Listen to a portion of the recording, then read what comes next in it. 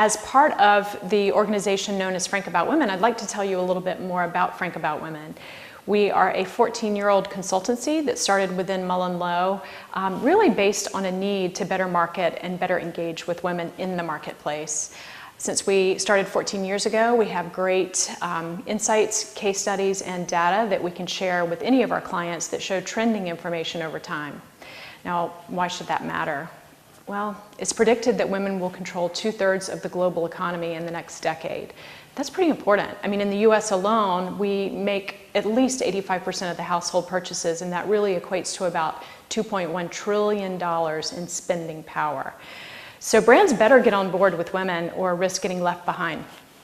We found that, frankly, winning with women, you also win with men, so it's a plus all the way around. And while we recognize that the world may be moving in less binary definitions of gender, we also know that people, by and large, see things differently. They take in information differently, and it's important to understand, really, it's their perspective that you're trying to tap into. So while women wear many hats and have different roles and come in all different sizes, colors, shapes, and definitions in society, we recognize that women really do have a different perspective when it comes to engaging with brands and marketing. And from our perspective, it's not just about selling things. It's about building those deep and lasting relationships rather than just talking at her. So in the spirit of sharing more about marketing to women through the lens of Frank About Women, I wanted to just give you or offer some do's and don'ts. So number one, don't patronize.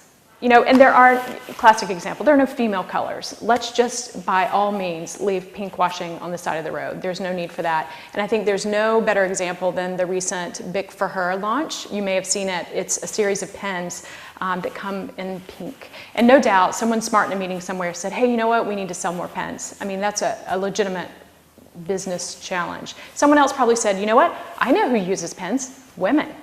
What should we do? Let's make them pink.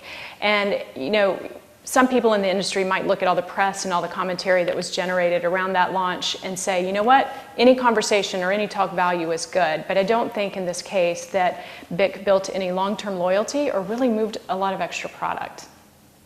Another watch out, please don't stereotype. The days of minivan driving, yoga pants wearing, aromatherapy candle lighting, soccer moms are over. I mean, yes, those people, facets of that does exist, but it's not one general stereotype. And when you try and create a general common denominator, frankly, you lose authenticity for your brand, and it's just plain lazy. You need to push clients, we need to push clients to really look at who their core audience is and use that core to drive them more. And I think females can unite around certain common threads, but you need to understand who they are as individuals and how that relates to your brand. So one example of that, we had heated discussion around Frank About Women for the Jimmy Dean Delights product. You may or may not have heard of it, but it's a frozen microwavable breakfast product. They constructed a commercial by which they asked a farmer and a mom to swap places. When we saw the spot, we could not believe it because they literally used almost every stereotype you could think of to portray mom. So the net was farmer swapped places with mom. Mom had to work really hard on the farm for a day, and the farmer basically got a day off doing yoga and smelling some aromatherapy candles. It was just so offensive on so many levels. And all the moms that we talked to that wrote in and said, I can't believe this actually exists, said, the product might be okay, it looks interesting, it could have a role in my life because I need that type of convenience, but I'm not even going to give it a try because it's pretty clear to me that I don't even think Jimmy Dean had a mom. Another common myth around marketing to women is that women don't enjoy comedy or aren't funny or can't be funny or don't enjoy humor, and that's just patently not true. I think when you tap into a human truth or a universal truth, you can imply all sorts of interesting hyperbole or storylines, and women will relate. We love to laugh. I think some great examples of that are certainly the Hello Flow First Moon Party. If you haven't seen that, check it out. That is a subject matter of a young woman coming of age, right?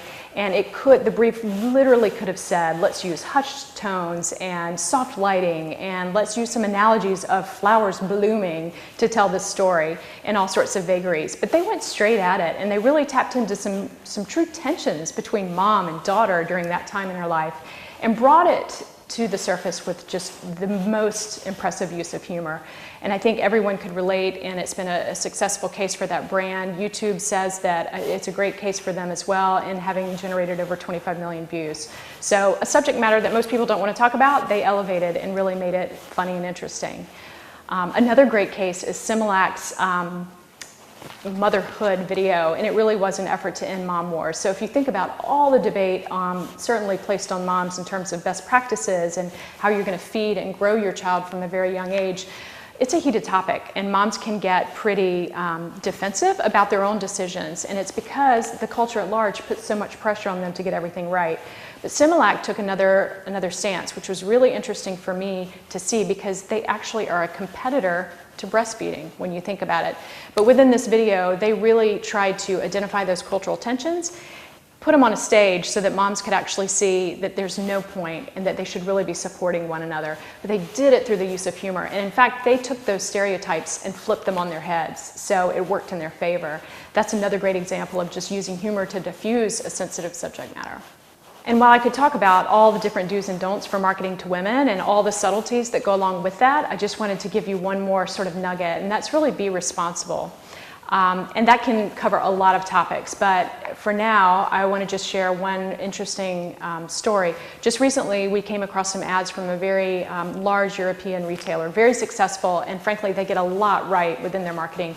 This particular set of print ads featured high fashion models with scratches on their neck and bruises on their torso, and it was in support of an annual sale. So the implication was that the sale was so amazing that women would be willing to fight each other to get what they want. And I looked at it and I thought, that's not right.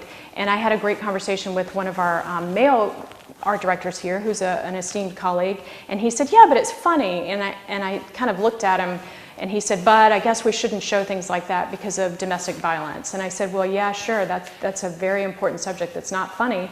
That's not really what set my radar off. It's the fact that those ads reduce women to just catty, soulless, and opportunistic beings. And I said, women don't treat each other that way. And he said, yeah, but it's funny. And I said, okay, use men in the ads. And he said, that's not funny. And I said, why not? Because men don't do that. And I said, women don't either. We are a resource with strategic, creative, really all disciplines within our office participate in Frank About Women. So if there is a core issue that your client needs to solve, or better yet, you have a client that's interested in just growing their bottom line by tapping into a more female audience, we can be a great resource for you. It's really about just putting on that gender savvy lens and looking through that to evaluate opportunities and the creative product that we produce.